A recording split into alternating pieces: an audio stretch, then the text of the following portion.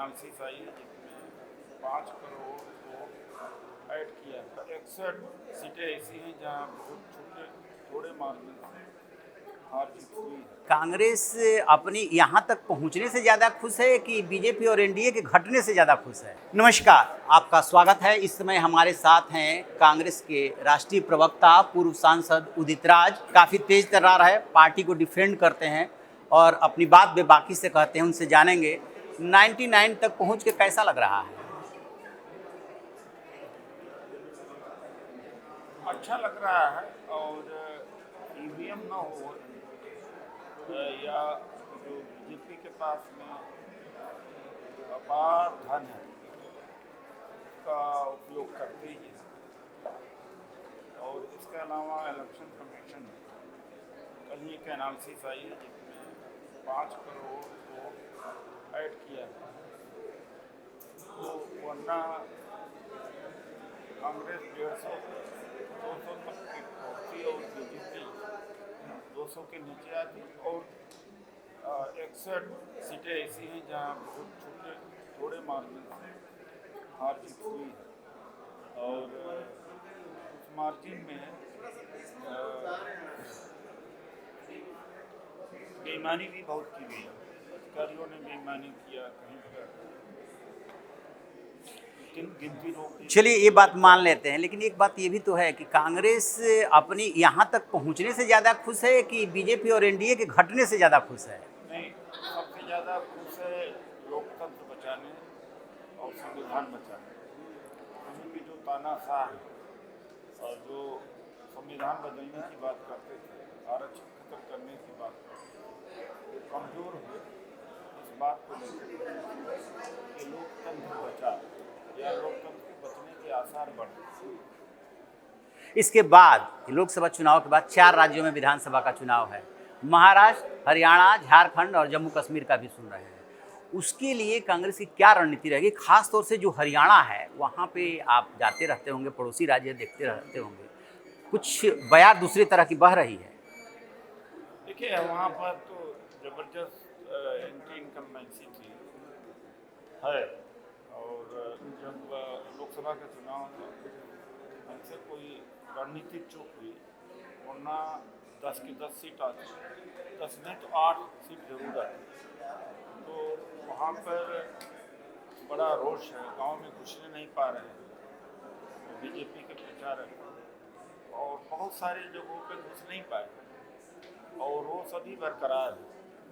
और विधानसभा में प्रकट होगा। पिछले बार हरियाणा के विधानसभा के चुनाव में हमने इतने अच्छे परिणाम आने का नहीं सोचा था और अधमने से हम लोग लड़े हुए थे और फिर भी 30 सीट मिल गई।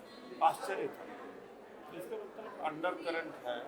अच्छा, कांग्रेस में कहीं कुछ कन्फ्यूजन है क्या? मान लीजिए कि आम आदमी पार्टी के साथ आपने समझौता किया, वो भी समझौता तीनों मतलब हर राज्य में लागू नहीं हो पाया। पंजाब में वो अलग लड़े, हरियाणा और दिल्ली में आप साथ लड़े और फिर चुनाव के तुरंत बाद अलग हो गए, तो इससे कन्फ्यूजन नहीं होता है? नहीं, एनडीए में भी हुआ है। जेडीयू सेंटर में साथ रही, वहाँ अलग लड़े। शिवसेना सेंटर में साथ रही, वहाँ अलग लड़े। बीजेडी सेंटर में साथ रही, वहाँ अलग लड़े। तो जब राष्ट्रीय पर्सपेक्टिव होता है, राष्ट्रीय मुद्दे पर हम एक हो जाते हैं। और क्योंकि वैचारिक मतभेद है, जब दल भी अलग है, तो क्या कोई अजूबी बात नहीं है। ये साधारण है भारत की राजनीति में। तो इसको इस तरह से नहीं देखा जा सकता कि ये कोई अनोखी बात है। अच्छा, आप पहले अपनी पार्टी चलाते थे, उसके बाद बीजेपी में आए, बीजेपी से आप सांसद बने, इसके बाद कांग्रेस में गए। ये जो आप अपना रास्ता बदलते चले गए हैं, इससे आपकी राजनीति पे क्या फ़र्क पड़ा है?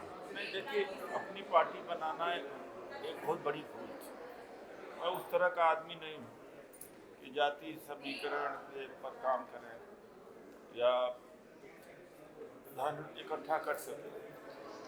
तो वो हमारी चूक। मैं जाना तो उसके बाद पार्टी खत्म कर दिया था। तो बीजेपी ने उस समय अप्रोच किया और बिना मेरा बायोडाटा लिए केवल टेलीफोन पर और खुद मिल करके कहा कि अगर आपका आपको लड़ाते हैं तो मना तो नहीं करेंगे।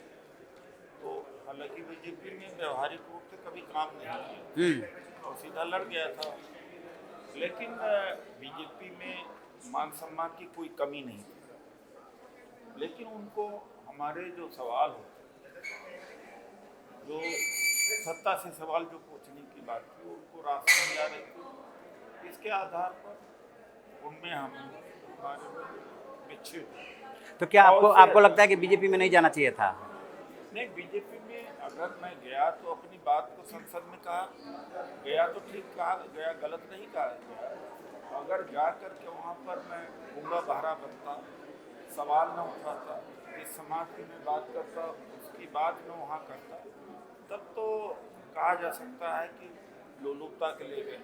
मोदी जी बहुत पसंद करते थे शुरुआत के दौर में। जब मैं सत्ता से सवाल करने लगा तो दूरी बनती गई, वरना हमें वाइस प्रेसिडेंट बनाने तक का बात आई, या ये भी कहते थे कि हमारे पार्टी में कोई दलित नेता नहीं, आपका स्वागत है। स्वागत में हमारे कमी नहीं, तो उनको कमी नहीं रही।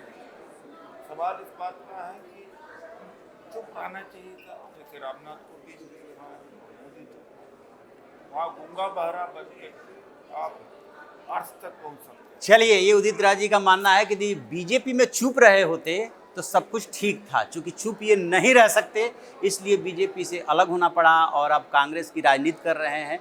देखते हैं आगे क्या होता है। विधानसभा चुनाव होने वाले हैं। लोकसभा चुनाव में कांग्रेस को सफलता जो मिली है उससे काफ़ी ऑक्सीजन मिला है। आपकी क्या राय है? कमेंट बॉक्स में जाके कमेंट जरूर कीजिएगा। Thank you.